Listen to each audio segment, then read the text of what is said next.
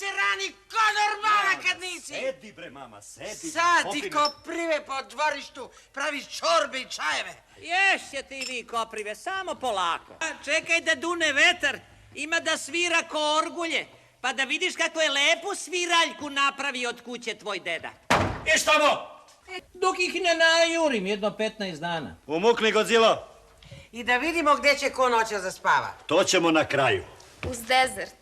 Filovane gloginje s mahovinom i po neki slatki korenčić. Ja ne mogu ništa da jedem dok se ne raščisti gdje će ko noća zaspava. U dvorištu ispod kruške. Baš tamo!